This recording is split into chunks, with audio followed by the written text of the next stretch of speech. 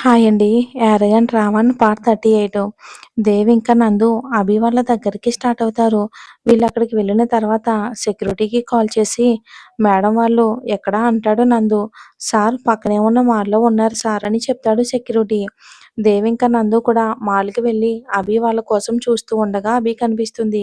అభిని అక్కడ చూసి దేవ్ పిడికిలి బిగుసుకుంటుంది. కారణం దేవ్ అక్కడికి వెళ్ళేసరికి అభిని కొట్టడానికి శివాని గారు చేయి లేపుతారు.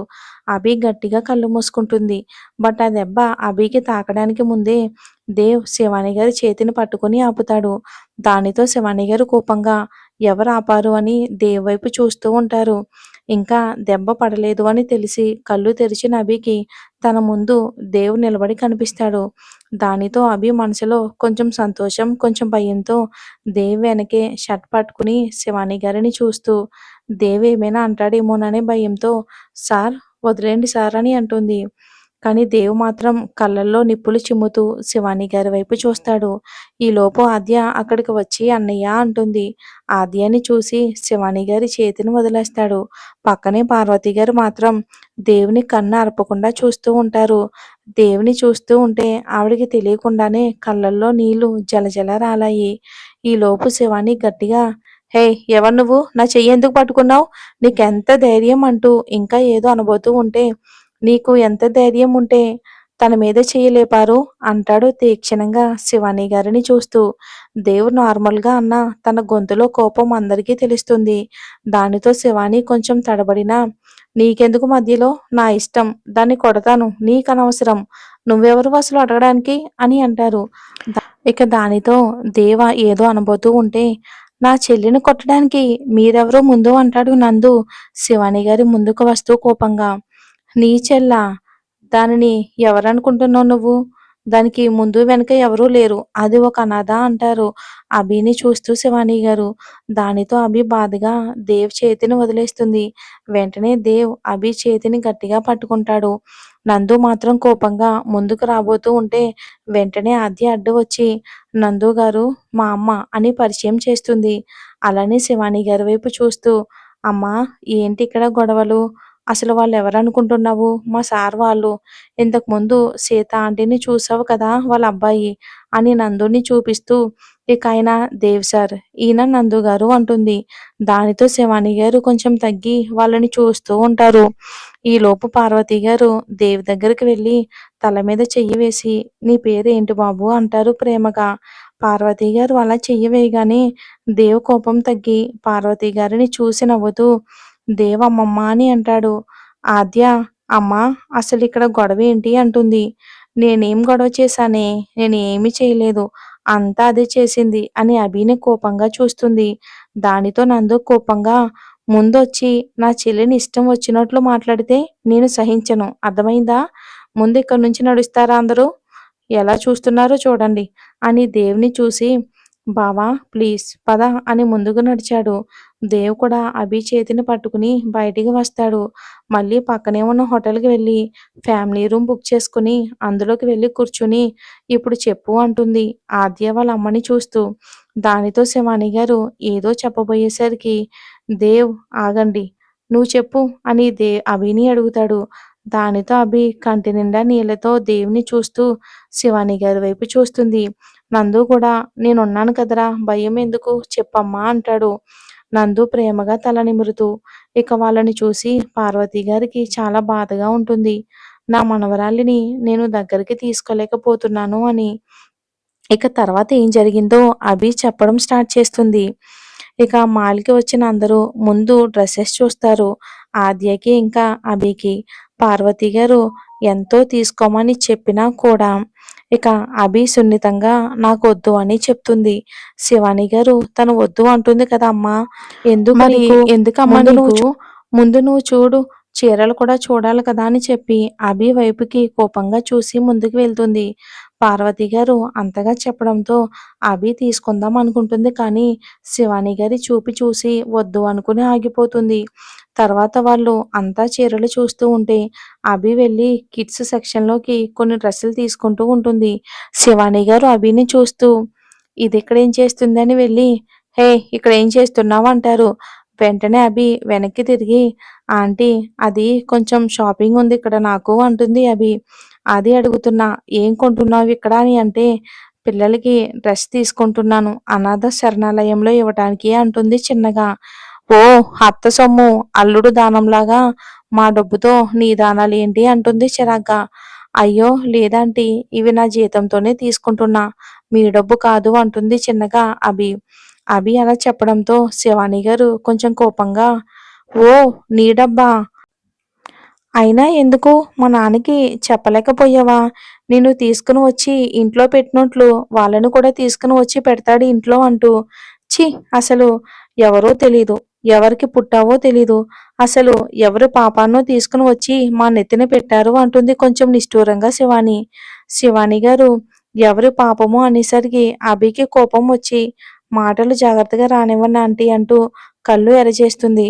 పక్కనే ఉన్న సేల్స్ గర్ల్ అలా చూస్తూ ఉండడంతో వీళ్ళని శివాని గారు ఇగో హర్ట్ అయ్యి, నీకెంత ధైర్యమే నా మీదే నోర్లేస్తుంది, మా సొమ్ము తింటూ అని చెయ్యి చేసుకోబోతూ ఉండగా దేవ్ చూడటం వచ్చి శివాని గారి చేతిని పట్టుకోవడం జరుగుతుంది. ఇదన్నమాట అక్కడ జరిగింది. నాకు ఆంటీ ఎలా అంటే కోపం వచ్చింది సార్, అందుకే అలా అన్నాను అంటుంది ఏడుస్తూ. దానితో దేవ్ కూడా కోపంగా శివాని గారిని చూస్తూ, నువ్వెందుకు ఏడుస్తున్నావు, నువ్వేం తప్పుగా మాట్లాడలేదు, అలా మాట్లాడితే ఇలానే చెప్పాలి, నువ్వింకా మంచిదానివి కనుక నోటితో సమాధానం చెప్పావు అంటాడు అభి చేతిని పట్టుకుని దేవ్.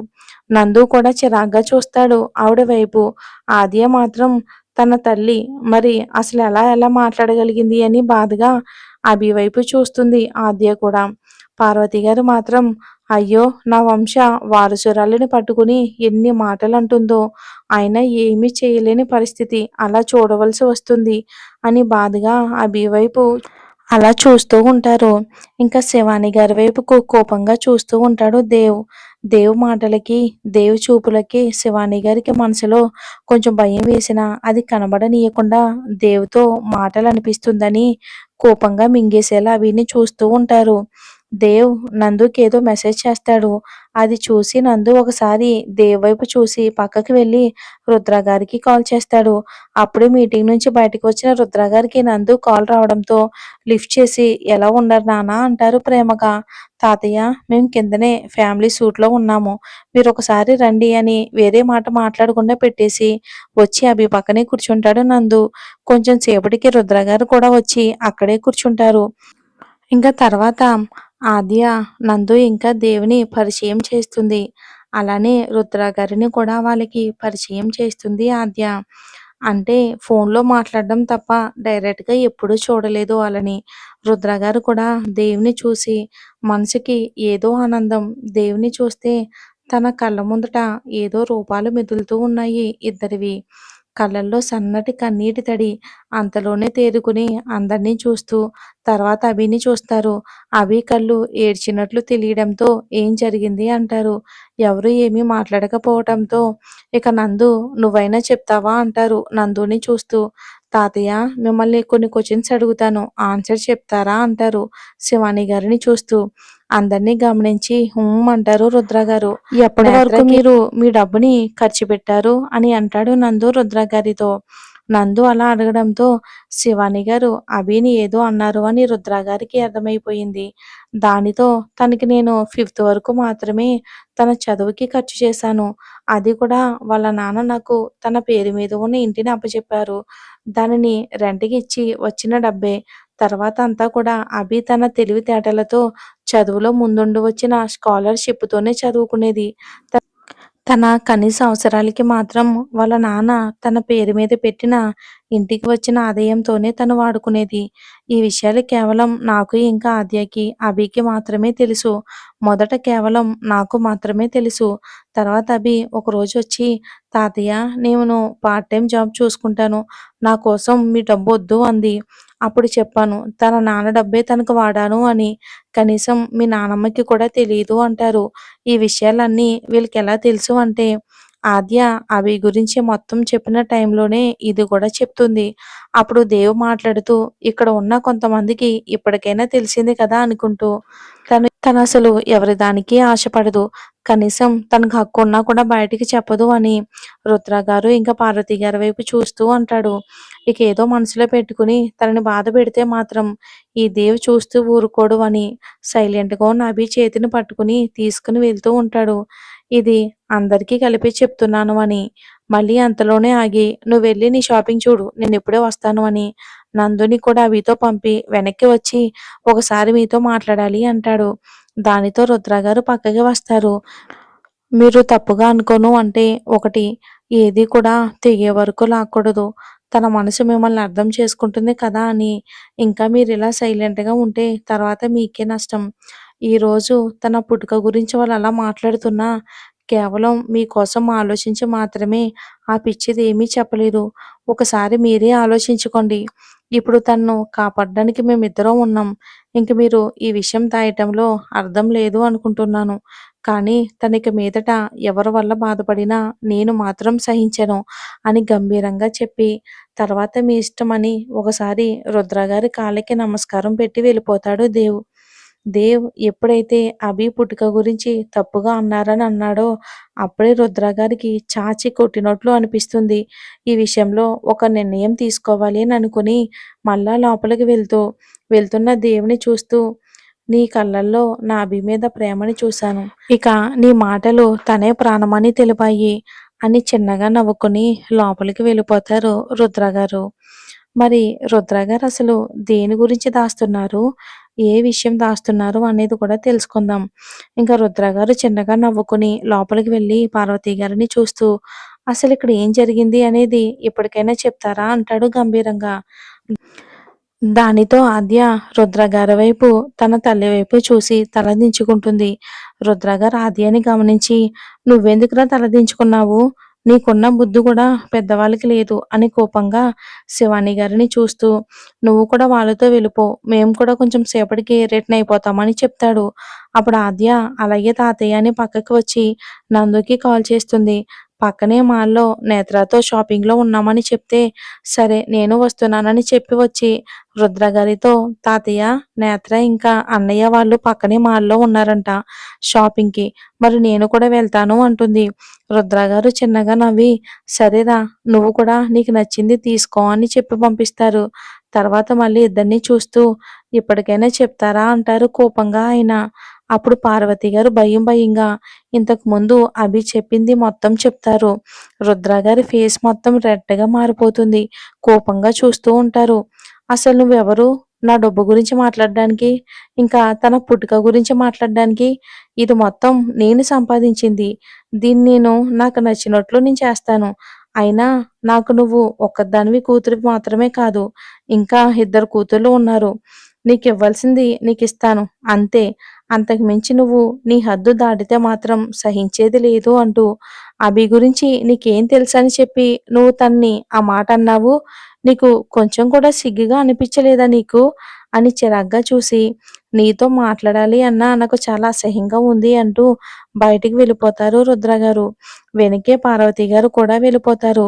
శివాని గారు మాత్రం కోపంతో ఊగిపోతూ అభి మీద కోపాన్ని ఇంకా పెంచుకుని ఏదో ఆలోచిస్తూ ఉంటారు. ఇక ఆవిడ వాళ్ళ వెనకే బయటికి వెళ్ళి తర్వాత అంతా కలిసి మళ్ళీ పాట్నాకు రిటర్న్ అవుతారు. మరి ఏం జరుగుతుందో చూద్దాం. హోటల్‌లో నుంచి బయటికి వచ్చిన అభి ఇంకా నందు బయట దేవ్ కోసం చూస్తూ ఉంటారు.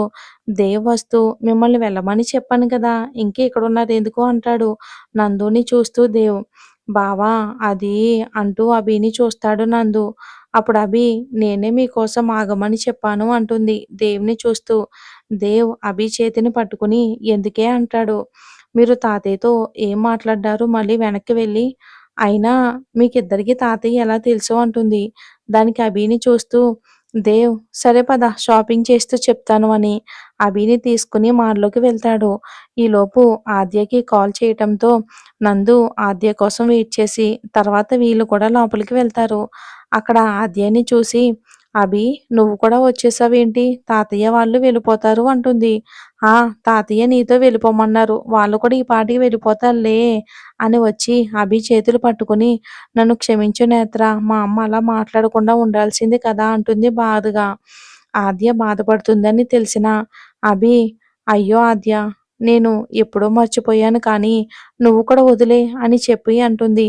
కానీ దేవ్‌కి అభి కళ్ళల్లో బాధ తెలిసి మీరు వెళ్లి చూస్తూ ఉండండి. అలానే స్వీటీకి కూడా చూడండి అని నందుతో చెప్పి మేము వెళ్ళి పిల్లలకి తీసుకుని తర్వాత వస్తాము అని చెప్తాడు. వాళ్ళు అటు వెళ్ళగానే అభిని తన వైపుకు తిప్పుకుని నువ్వు ఇలా ఉంటే నేను చూడలేనే అంటాడు అభి కళ్ళల్లోకి చూస్తూ.